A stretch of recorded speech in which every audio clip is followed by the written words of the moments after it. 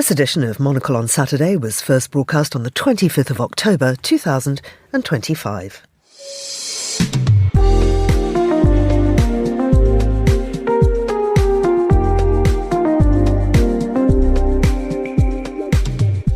Hello, I'm Georgina Godwin, broadcasting to you live from Midori House in London. This is Monocle on Saturday.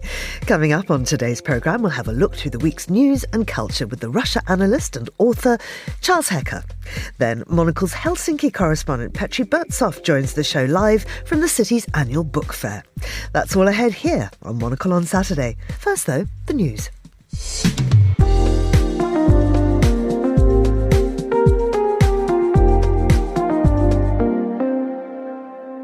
The Trump administration has dramatically escalated its military presence in Latin America, deploying the USS Gerald Ford carrier group to the Caribbean in what it called an expanded counter-narcotics mission. The move, adding to warships and F-35 jets already in the region, marks Washington's most assertive show of force against Venezuela in years. US President Donald Trump has embarked on a 5-day trip to Malaysia, Japan and South Korea, aimed at sealing trade and ceasefire deals while preparing for a tense meeting with China's Xi Jinping. Expectations for a breakthrough are low as both powers trade new threats over tariffs, minerals and advanced technology. A top Russian envoy says Moscow, Washington and Kyiv are quite close to a diplomatic solution to end the war in Ukraine, despite fresh US sanctions on Russian oil giants. Kirill Dmitriev's comments follow the postponement of a Trump-Putin summit, once billed as a potential turning point in the conflict. And Thailand's Queen Mother Sirikit, who redefined royal style and played a key role in modernising the monarchy, has died aged 93. Revered for her charity work and support for the Thai silk industry, she will be mourned under a year-long royal observance. And that's your Monocle Radio News.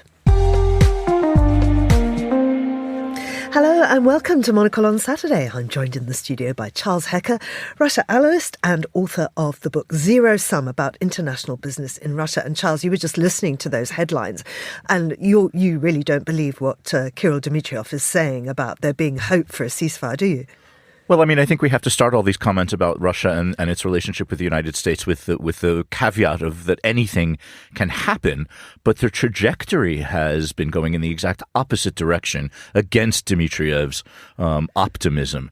For the very first time under Trump 2.0, we've got new sanctions from the United States on Russia. We have a canceled summit in Budapest. We have some of the most aggressive bombing of Ukraine from Russia in the entire campaign of a war that will be soon 4 years old.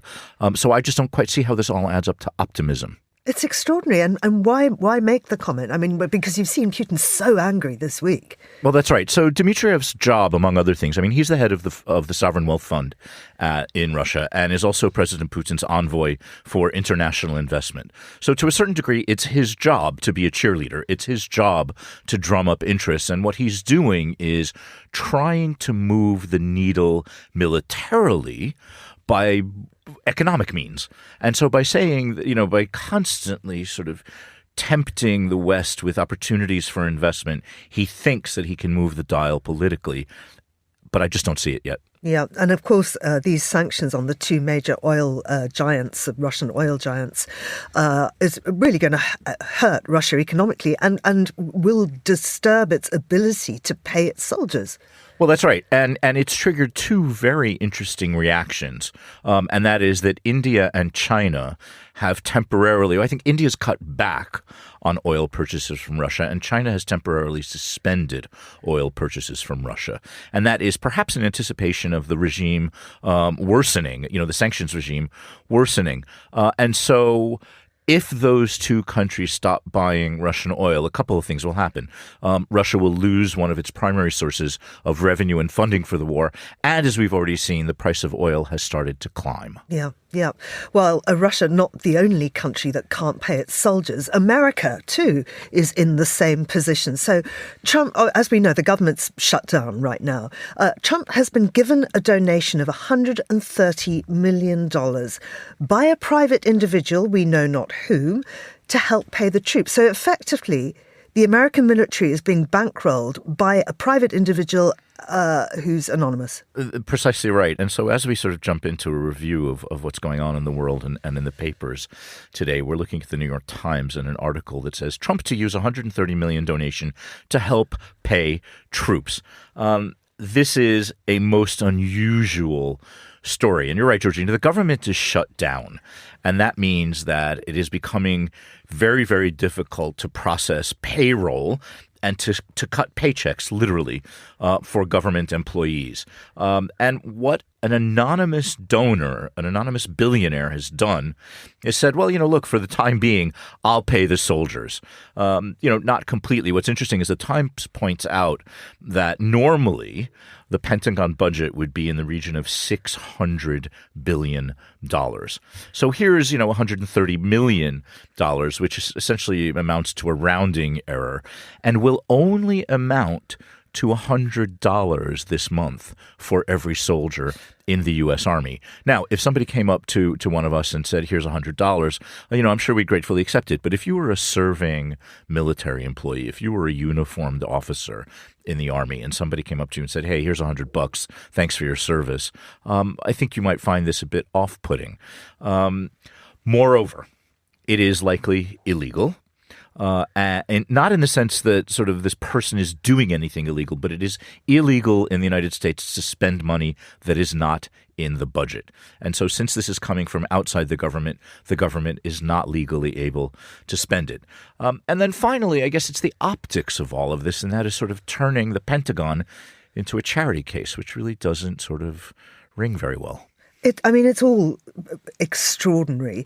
Let's pull apart the government shutdown a little bit here, Charles, because it seems like neither side is in a hurry to end this. No, and what's interesting is one of the side effects of the shutdown of government is the complete sidelining of Congress.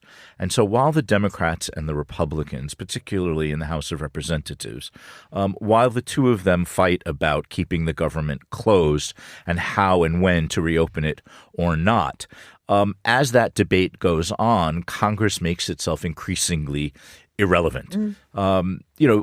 It's interesting to sort of posit, the government shut down and nobody noticed it. Congress is becoming irrelevant and nobody noticed it. A couple things on this. First of all, air traffic controllers in the United States who are legally required to turn up to work, whether they are paid or not, are now being sent to food banks.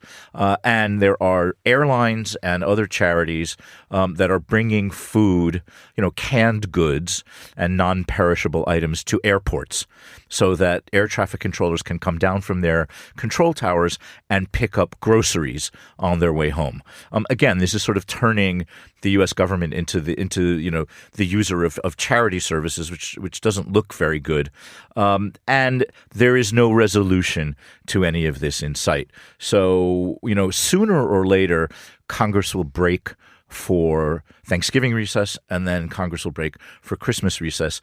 The likelihood is now being debated in all of the papers that we're reading these days that government may not reopen until 2026.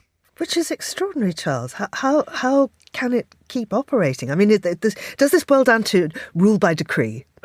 Well, what it does is it delegates, by default, it delegates authority and power to the White House. And what we know from this White House is that, first of all, it is trying to gather additional executive authority via almost any means, and sending a lot of the quest for executive authority to the Supreme Court, which will be looking at that in some detail in this session of the Supreme Court. But now Congress is essentially surrendering the power of the purse to the president, and he will gladly take that, and he will do what he can with it. Now, he's also raised a huge amount of money, although the budget for the project has just doubled for his East Wing ballroom project.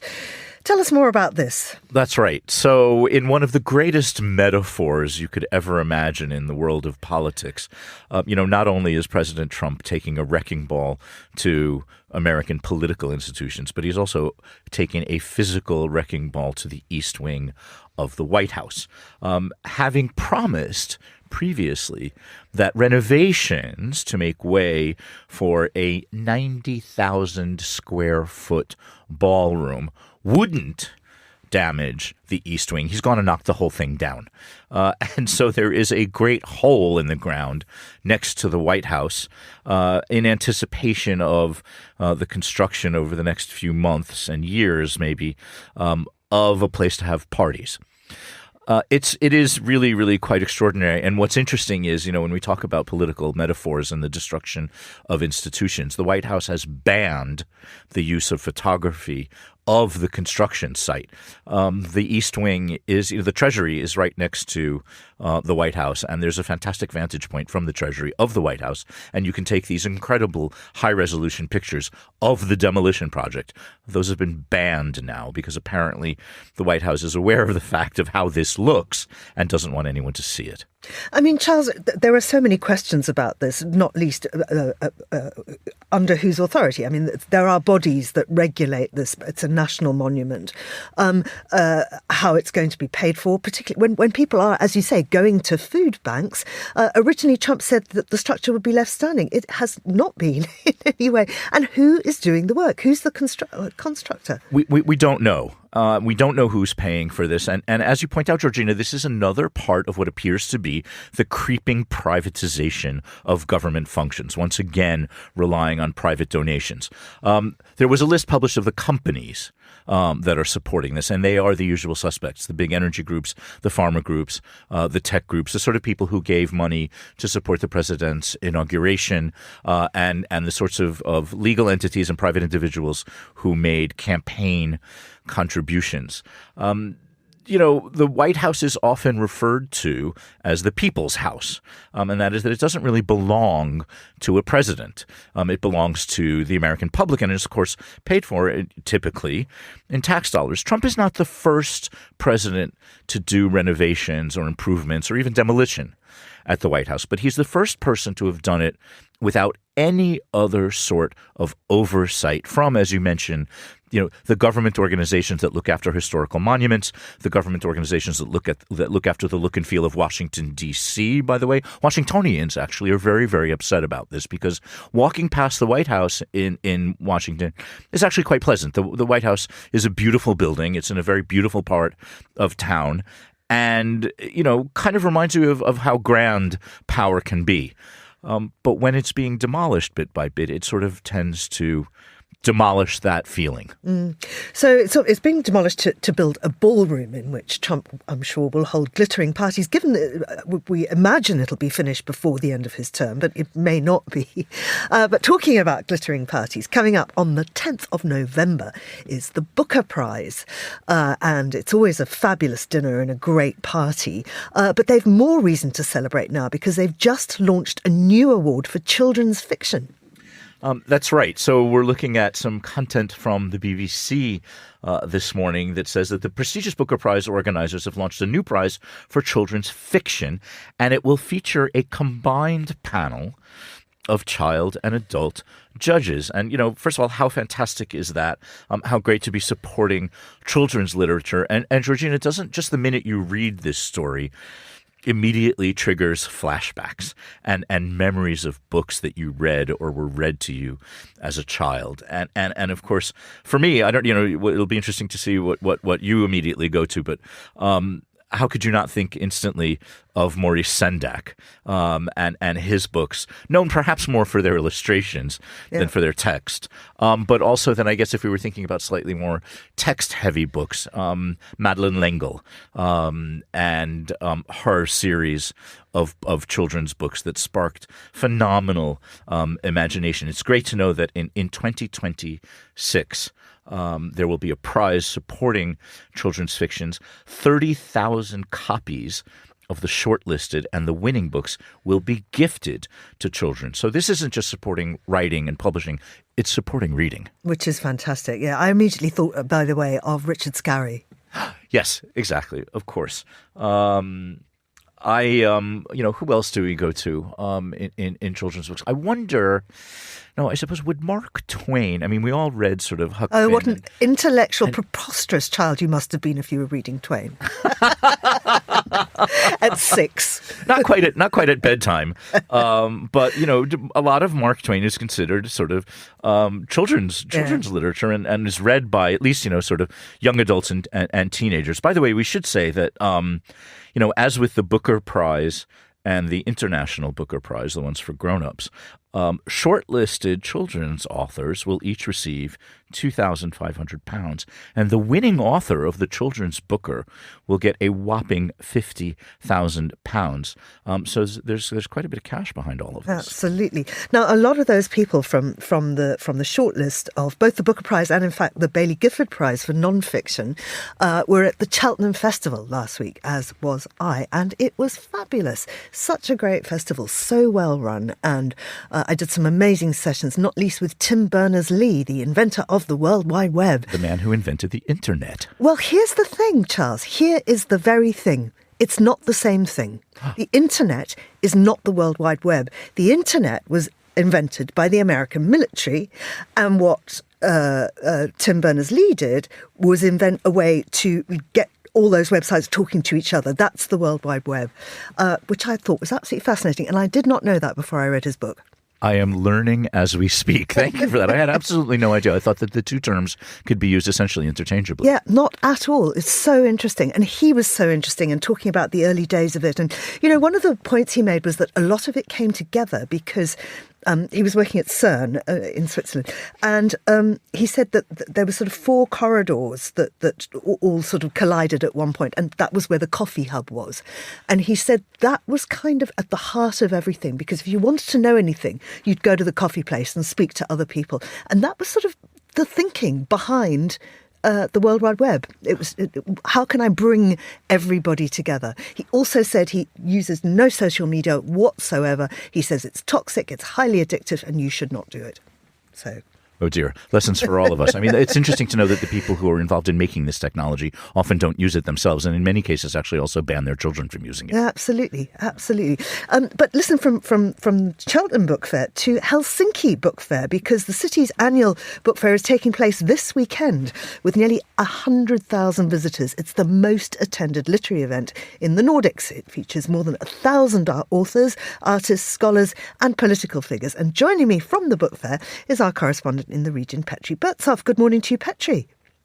Good morning, Georgina. So it's the fair's 25th anniversary this year. Why is it so popular, and what sets it apart from other book fairs? Well, I mean, I can weigh in, and you guys are the experts. But I think one thing that really is typical of Helsinki and the book fair is how egalitarian the whole event is. This is not an event for the I hate to use the term literary elite, but you know what I mean. I mean, people from all walks of life come here. But just take into consideration that Helsinki's population is 500,000, and if 100,000 people come here, that's 1 in 5 Helsinkians who come to the fair. And people come here. I mean, it's more than just sort of publishers and authors promoting their books. There's much more than that. There's children's programming. There's all kinds of interesting talks going on stages that are not. I mean, maybe half of them are even related to books. They're just sort of. It's a kind of a societal gathering place for the cultural sort of influencers, but also the political decision makers, in addition, of course, to the authors and publishers. I think that's sort of one aspect of it. And then I have to say, I mean, from a very personal point of view, and also that of my friends, it's a really good place to buy books. People come here to purchase books. I mean, they have amazing deals. You get brand new books that have just come out for pretty much half the price. And I spoke with the fair's program director, Ville Blofield, and he told me that they've looked into it, and on average, every visitor buys on average 5 books from the fair. And I have my tote bag empty because I just came in. But I know this afternoon when I'll be leaving, my tote bag will be full of books. That's just wonderful. What a lovely literate population. So Finns are known to be avid book readers. Do you think that is true? Yes, I would say it still holds true. I think Finns read less today than they read maybe 10 or 20 years ago. But, show me a country where that's not the case. Finns still read on average, I think it's close to 20 books per year. So, and this I'm talking physical books, and then when you add sort of audio books, which is quite a trendy thing here, then the figure is much higher. So I think that is one of the contributing factors. Then I think just the fact that we have this very extensive library network that is famous the world over. Every small Finnish town has its own library where you can loan books and not. And these are the latest books, by the way, as soon as they come out. I don't know who buys books, actually. I just buy books that I really like. Otherwise, I just take them from the library. But yeah, I think Finns still do read a lot. Yeah. So you were talking about new books. Charles, I'm just going to bring you in here. You're published by Hearst, and they send you a list of new books that are coming out. Tell us about this book, Helsinki, the history of a Nordic city. That's right. So just as now that we're visiting Helsinki sort of electronically, I was notified that there's a brand new book coming out by a professor in Helsinki, who I believe Petri knows, and this the tagline of this story of this book is Helsinki, the history of a Nordic city. It's called The Epic Story of Helsinki, founded by Sweden, refashioned by Russia, and forever shaped by the sea. And I like the way that sort of tagline encapsulates so many of the different forces working on Helsinki and on Finland. I am a regular visitor to Helsinki, and when I was back in the consulting business, I used to go a number of times a year. It is one of my favorite cities in the world because it's just so integrated with the water. It is, of course, shares a border with Russia. And when you walk around downtown Helsinki and you look up at street signs, you see both Finnish and Swedish, reminding you very much of Finland's history. It's a great city to be in. It's a great city to read about. And I thought that it's a great coincidence that as the book fair gets underway, that there is this brand new book coming out. Petri, I understand you know the author. Yes, and you know what is even a greater coincidence? I am currently reading that same book. So yes, Professor Henrik Meinander, he's a Swedish-speaking Finn, probably the most well-known professor of history in the country. He's a very, very, let's say, diligent author. He's got a new book coming out pretty much every year, and this particular book that Charles alluded to, it's being presented here at the fair. I'm actually later today going to the talk where he will be talking about that book. I'm currently about 200 pages into it. It's quite a thick tome, but it's super interesting because it goes in a chronological order, and it's sort of starts from the time when Helsinki was founded, I believe 1550, if I remember correctly, and just sort of charts the history of how it was first a small fishing village when Finland was part of Sweden, and then when Finland became a Grand Duchy of Russia, they wanted to make Helsinki the capital, because Turku was for hundreds of years the capital of Finland, and then sort of how Helsinki really grew when it became the capital, and how actually, if you just walk around, Charles knows this, when you walk around Helsinki, a lot of the architecture, if you've ever been to St. Petersburg, the central Helsinki really looks like St. Petersburg because he was drawn by the same architect, yes. Carl Engel. Extraordinary. Petri, enjoy the fair. It sounds such fun, and I'm sure you'll have a lovely time there. I'm actually going to another big book fair very soon. It's Miami Book Fair.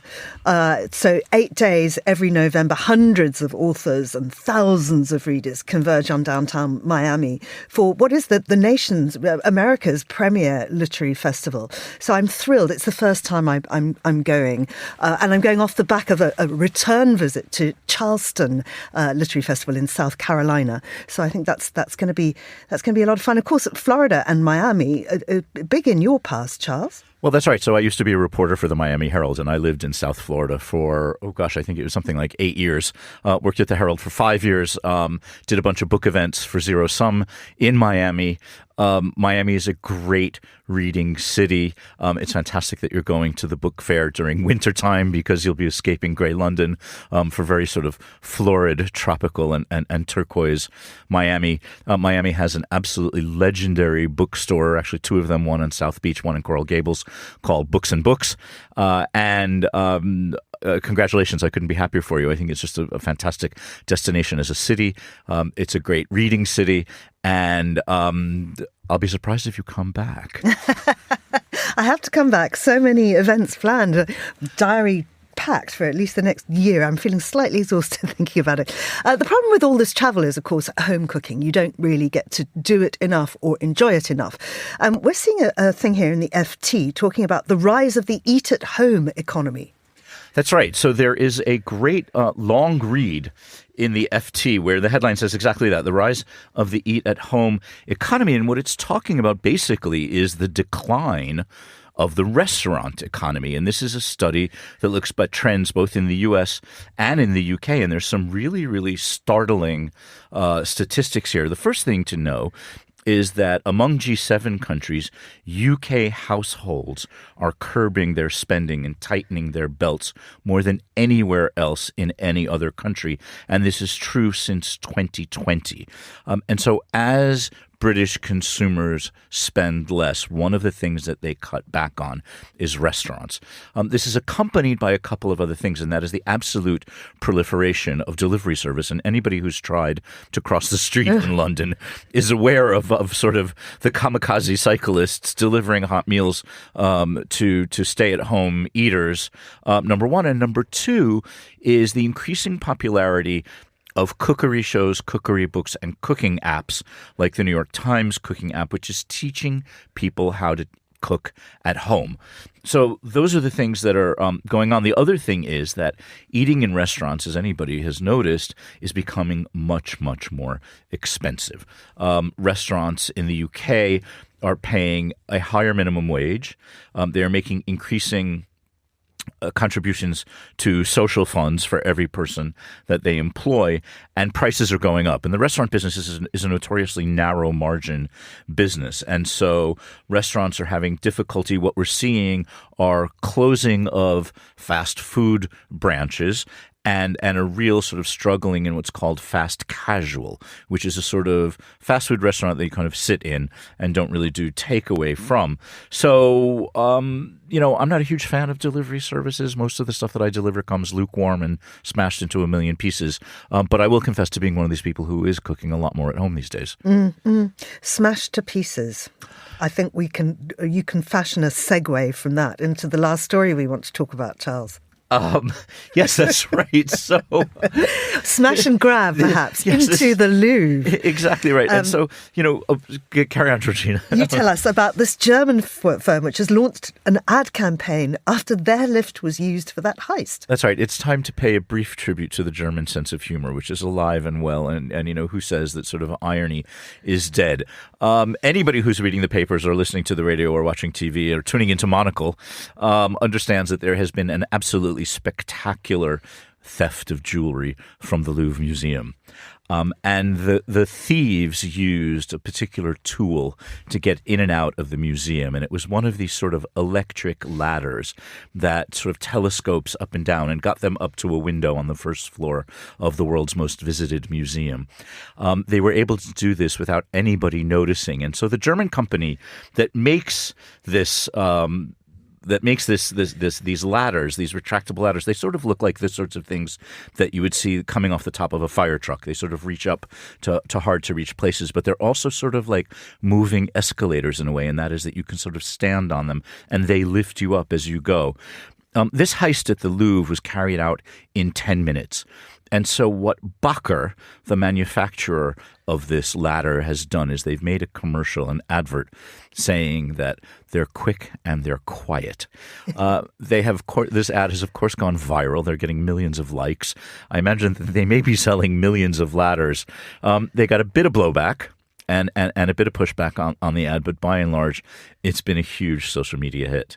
Very, very funny. But awful for the Louvre. And it turns out security was really quite lax. So apparently the cameras were pointing in the wrong direction.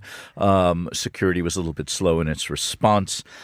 And the primary concern here in the aftermath of this fantastic crime is that this priceless jewelry documenting centuries of French history will be smashed to bits. The metals will be melted down, and the jewels will be sold separately for their component parts at a fraction of their value as part of the national heritage. Very sad. And what a sad way to end the show. But indeed, end it we will. Charles, thank you very much indeed. That's all for Monocle on Saturday. Thanks to my guests Charles Hecker and Petri Burtsoff. Thanks also to our producer and studio engineer, Mariella Bevan. And Monocle on Saturday will return at the same time next weekend. I'm Georgina Godwin. Thank you for listening.